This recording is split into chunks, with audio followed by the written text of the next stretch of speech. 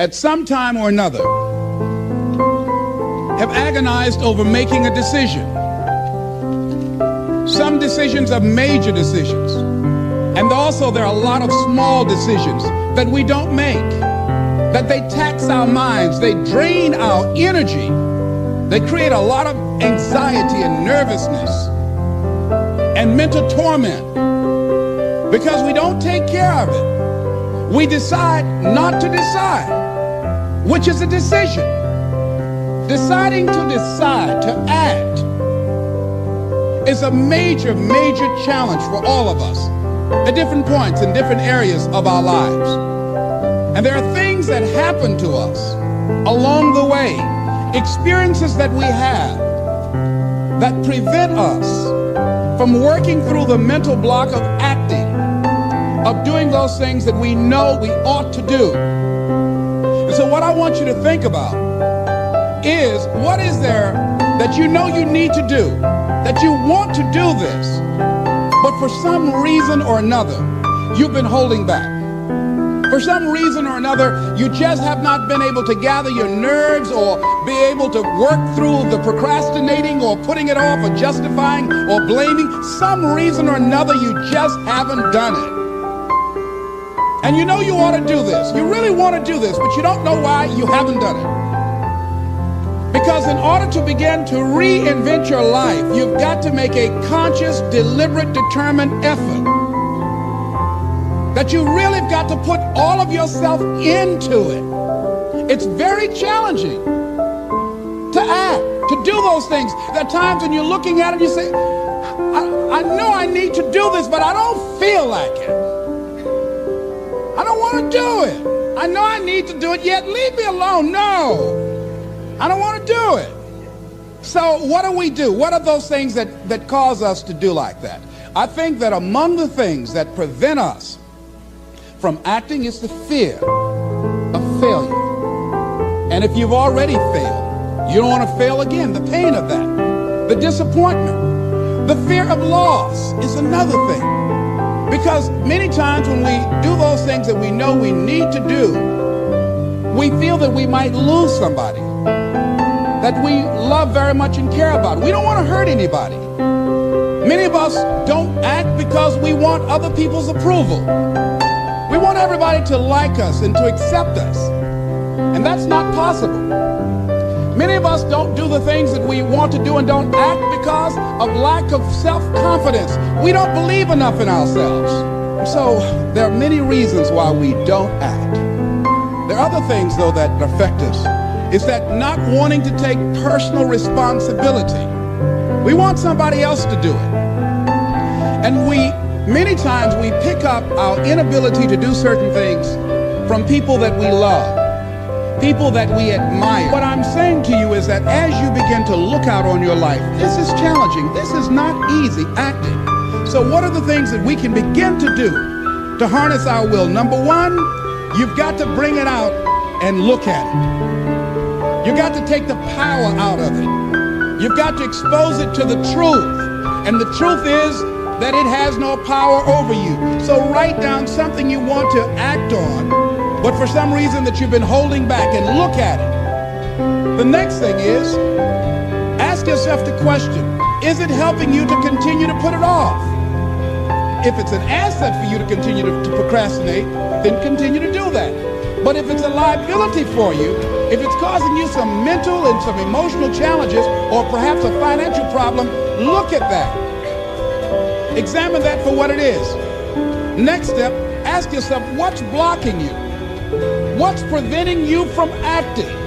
Why don't you have the courage to handle that? Why won't you face that? What are you running away from? What kind of avoidance behavior are you engaged in?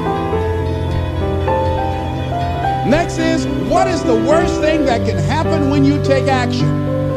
Next is, how will you feel after taking this action? I felt a sense of personal achievement when we look out on our lives. You ask the question, what are you going to do? Look at, as you think about this that you know you need to handle, what are you going to do? And then write down 3 strong reasons on why you know you must take action. And be explicit and descriptive in your reasons, because your reasons have power. Your reasons will drive you. When you have doubt, when your faith becomes weak, your reasons will fortify your faith. When you have an inner conversation, say, no, don't do that. Your reasons will become your rod and your staff to comfort you, to take you through those challenging moments. So write down your reasons. And what you will find, that when you decide to act, when you decide to take life on, and let me warn you, it can be painful, it will be uncomfortable, and that's where the growth is. When you're uncomfortable, when you're stretching out, when you're taking life by the collar, you're going to get thrown to the ground again and again and again. But when you have determination, and you know that what you're doing is right, it gives you your life, it gives a special meaning and power to you, you will have some power from on high. You will discover some things about yourself that will begin to electrify your personality. You'll begin to discover some things about you that you don't know you've got. If you want something out of life, if you want to change yourself, if you want to acquire something, if there's some goal that you want to reach, that is really not easy as some people will make us feel. That living your dream, changing your behaviors, overcoming negative habits, it's challenging. It's hard. That living alone is just very difficult. And once we begin to come to grips with the fact that living is difficult, life is very challenging. I heard a song once by a guy named Dimples called, "If It Ain't One Thing, It's Another." I say to you, if it ain't one thing, it's 12 others. So how do we begin to nurture that hunger? What are the characteristics or the qualities of people that are hungry? What will it take for me to get some of the things that I want? And being hungry for those things, number one, you've got to work on yourself. It's very important that you engage in an ongoing process to develop you. Spend more time on yourself than what you've been spending. It's very important. You owe that to yourself. I was reading a book by Art Mandino called The University of Success. Read one line, gave me a chill. I didn't have to read anything else in the book. He said, many of us never realize our greatness because we become sidetracked by secondary activity. We spread ourselves too thin, don't know how to say no. And we find ourselves doing all kinds of things and never ever have time to do those things that we need to do to work on ourselves. And then there goes a second, there goes another second, there goes another second, and we can't stop and hold time. And before you know it, you wake up one day and you're behind in your dreams and your bills. So decide that you're going to take some time to work on you, that you deserve that from yourself, that your life deserves some prime time, because you are creating your own production. As Michael Todd would say, you are the star of your show. You are the director. You're writing the script. And you will determine whether your life is a smash office hit or flop. You determine that. Working on yourself, talking to yourself. That's so very important. Overcoming the negative conversation, that inner dialogue that's going on all the time, all the time. Even when you don't want it to be there. You can't stop yourself right now from thinking. You can't do it. It's going on. And so learning how to empower yourself, part of doing that is standing up to yourself. You've got to stand up inside yourself sometimes and say, shut up. You'll get scared sometimes. Your mind will go blank on you. Some people you will allow to unnerve you. And you wonder, what's wrong with me? I'm not crazy. That's why you've got to learn to make a conscious, deliberate, determined effort to stand up inside yourself. Working on yourself, watching that inner dialogue, it will determine the quality of your life. When you have something you want to do, if you don't develop the courage to do that which has been given you to do, and you spend a lot of time going around trying to convince other people or trying to get their approval, what will happen is that you will lose your nerve. And other people will convince you that what you're doing doesn't have any value, and you'll give up on your dream. One idea can turn your life around. Deciding that you're going to focus to develop your skills. Most people never develop their talents. They have skills and abilities, but if you don't nurture them, if you don't develop them, they will never serve you. Your gifts can take you many places if you develop your gifts. Most of us don't like to do those things that come easy to us. I grant you that your gifts will take you places that will literally amaze you. I grant you that if you begin to work to develop your gifts, you'll develop a strong sense of happiness. You'll get a larger vision of yourself, because part of beginning to get a larger vision of yourself, all of us need some area of our lives where we can have a feeling of competence. So you've got to work on it. When other folk are having a good time, you've got to have the strength of character to concentrate, to read, to digest information. If you decide in any particular area that you're concerned about, to make a conscious, deliberate, determined effort to read one book a month in that area, in 5 years, you'll be among the top 5% experts in the world. Decide that you're going to push yourself. Most people won't do that. Most people give up on themselves easily. You know the human spirit is powerful. There's nothing as powerful. It's hard to kill the human spirit. The power to hold on in spite of everything, the power to endure. This is the winner's quality. The hunger, the ability to face defeat again and again without giving up. This is a winner's quality. You have that quality within you. When you're hungry, you don't care about the facts. You don't care about the odds. There's greatness in you. And you've got to learn how to tune out the critics outside and the critic inside. And since I'm going to do this, I'm going to harness my will. And I'm not going to let anything stop me. I deserve this. I'm going to do it until. If you want something, you have got to be relentless. You've got to learn how to become resourceful. You've got to learn how to become creative. When crises strike in your life, and in the Chinese language, crises mean danger, but it also means opportunity. And this is an opportunity for you to grow. And you've got to be so relentless, regardless of what comes down the pike, that you're always looking for a way to get over, always looking for a way that you can break through, always looking for a way that you can win, always looking for a way that you can strike a telling blow. Do you have the courage? Or will you die a dreamer? Will you die on the verge and on the edge and in the land of coulda, woulda, and shoulda? Do you have the courage? I'm going to drop something on you. It takes courage to be successful. It is far easier not to be successful. Misery will always have company. Success breeds contempt. If you don't want to make waves, be mediocre. Be normal and fit in. And if you're more concerned about people than you are God, then neutralize everything He put in you. Just fit in with everybody else. Dress like them, walk like them, act like them, eat like them, go where they go, think like they think, do what they do. And once you've neutralized your uniqueness, you don't need courage. It takes courage to be different. It takes courage to go where you've never gone before.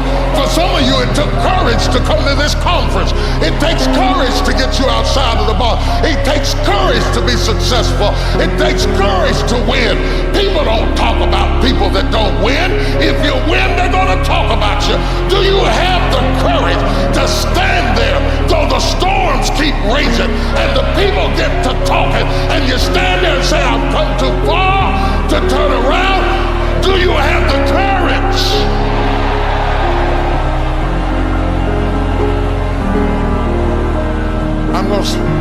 I'm going to say something to you. It takes courage to be exceptional. It takes courage to be wise. It takes courage to be rich. It takes courage to be educated. It takes courage to be knowledgeable. Because the moment you do, you don't talk like, oh, you forgot where you came from. Look at you talking. It takes courage. And I'm just wondering, in this weak, watered down, mediocre society that we live in today, in this reality TV world we live in today, I'm wondering if there's anybody left that's got the courage to say, after all I've been through, and all my ancestors have been through, and all my parents have been through, I didn't come through all of that just to fit in with normalcy. I have the courage to go after my dream. Is there a woman left in this entire Coliseum that's got something? And most people don't work on their dreams. Why? For many years I didn't. One is because of fear. The fear of failure. What if things don't work out? And the fear of success. What if they do and I can't handle it? The other thing is that most people, ladies and gentlemen, they get comfortable. They stop growing, they stop working on themselves, they stop stretching, they stop pushing themselves, and they end up becoming very cynical about life, and they throw in the towel on themselves, on their families, and on their dreams. And the other thing is that most people don't feel worthy. What I'm doing now, I could have been doing years ago. But because I did not have a college education, because I didn't believe in myself, because I allowed other people's opinion of me to control my destiny, I didn't act on my ideas. So I applaud you for your dreaming, for your running toward your dream. I applaud you for believing in yourself, because that's what life is about, stretching and challenging, looking for ways that you can begin to improve yourself. And ladies and gentlemen, as a result of stretching out, of acting on my dream, and I don't know what that dream is for you, I can tell you that it's possible. No one could have convinced me that after just over 6 years, I will have my own book entitled Live Your Dreams. Just over 6 years, I will have 5 specials on public television. Just over 6 years, I've done motivational speaking for AT&T, Procter & Gamble, McDonald's Corporation, Xerox, IBM. Just over 6 years, I will in your future. And not only is it important for you to know it's possible for you to choose your future, but it's necessary that you work on yourself, that you develop yourself. It's necessary that you get the energy drainers out of your life, people who don't want anything, people who are not striving, people who are not challenging themselves, people who aren't growing, people who have stopped dreaming. It's necessary that you align yourself with people and attract people into your business who are hungry, people who are unstoppable and unreasonable, people who are refusing to leave life just as it is and who want more. My mother used to say, birds of a feather flock together. If you run around with losers, you will end up a loser. It's necessary that you get the losers out of your life if you want to live your dream.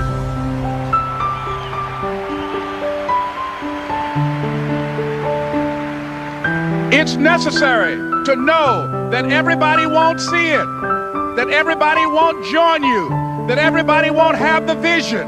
It's necessary to know that a lot of people like to complain, but they don't want to do anything about their situation, that you are an uncommon breed. You have to know within yourself that I can do this. Even if no one else sees it for me, I must see it for myself. That's necessary.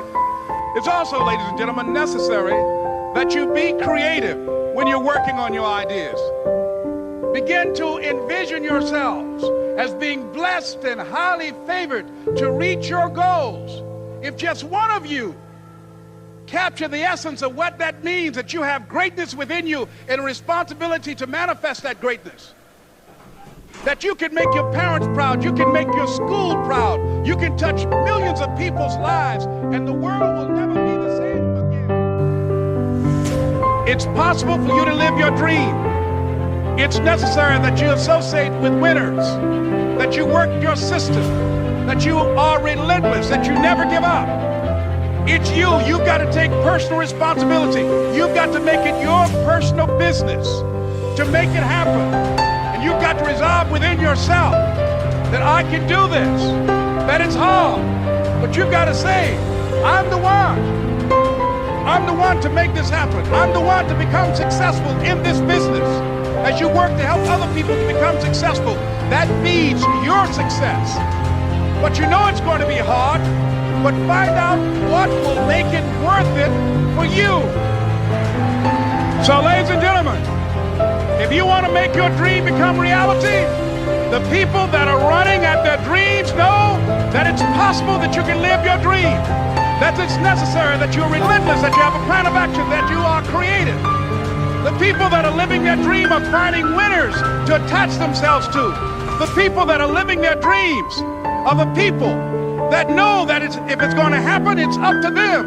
And they're resolving within themselves, it's not over until I win. The people that are running after their dream know they're going to have hard times. They keep on running because they're saying within themselves, I'm the one. No matter how bad it is or how bad it gets, I'm going to make it. The people that are running after their dreams are the people that are hungry. Shake somebody's hand on your right and left and say, you got to be hungry.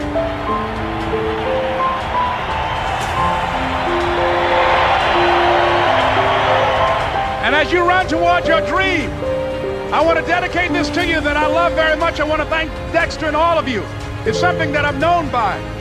It's on our tapes called Choosing Your Future, and it says simply this, that if you want a thing bad enough to go out and fight for it, to work day and night for it, to give up your time, your peace, and your sleep for it, if all that you dream and scheme is about it, and life seems useless and worthless without it, and if you gladly sweat for it and fret for it and plan for it and lose all your terror of the opposition for it, and if you simply go after that thing that you want with all of your capacity, strength and sagacity, faith, hope and confidence, and stern pertinacity, if neither cold poverty, famish or gall, sickness or pain or body and brain can keep you away from the thing that you want, if dogged and grim you besiege and beset it. You gain knowledge through suffering. And on the other end of suffering is a world that very few have ever seen. It's a beautiful world because that's where you find yourself. You don't find yourself in over here. You find yourself on the other end. Like the 100-mile race I was on, I ran it for 24 hours. I found myself on the other end. That's what the mentality is all about. My whole thing is a mentality thing. Like I told you the last time I was on the show, I view myself as the weakest person on the planet. My goal in life was to, in my mind, believe I'm the hardest man alive. And that's why the whole thing is can't hurt me. That's what it's about. It's about whatever you think you are, you have to make that dream a reality. That's where the hard part is. At the end of the day, you can't get around hard work. And this is what's amazing about this world we live in. Success, it's not that difficult, y'all. Because 99.9% of the people out there, and that may be a high exaggeration, but it's not too high, the majority of the people don't really want to put in the work. They don't want to roll up their sleeves and actually go after their dream. We all like to talk about it. We all like to post about it. We all like to tell people about it. But talk is cheap. What you do is what you believe, y'all. And for the most part, people don't want to put in the work. And so if you can just begin to take one step after one step, slowly moving towards your dream, I promise you that dream, that goal, that thing you want to achieve, it's not going to be nearly as difficult as what you think it is. Because for the most part, others don't want it as bad as you. But you just got to take control of this thing. Hard work works. And hard work and learning to make good choices in the moment, your dreams and your goals are closer than objects appear in the mirror, I promise you. All of us have experienced some tragedy, and if we haven't, we will. And you can either let it destroy your life or you can build upon it. You can permit it to let it hold you down, or you can decide, I'm not going to let that happen to me. I'm bigger than this. Make a declaration to yourself. Declare all out war that you're going to get out of this rut. I don't care how good you are, I don't care how talented you are, I don't care how much you work on yourself. There's some times when things aren't going to go right. They just are not going to go right. There are times when anything that can happen will happen. Murphy's Law will be knocking at your door. Why? I don't know why. That's called life. And you have to deal with it. Sometimes your life will be in a slump. just like sports. Some of the best shooters can't hit baskets different times in games. They get in a slump. Do they sit on the sideline and say, I just didn't hit a basket today? No, they continue to execute. I suggest to you that if you are facing a challenge, don't stop. Stay busy. Work your plan. Continue to do those things that you know that work for you after you have evaluated yourself in the situation. Continue to move. Stay busy, stay busy, stay busy. Repeat out to me. Help somebody. And help yourself. Because what you give is what you get.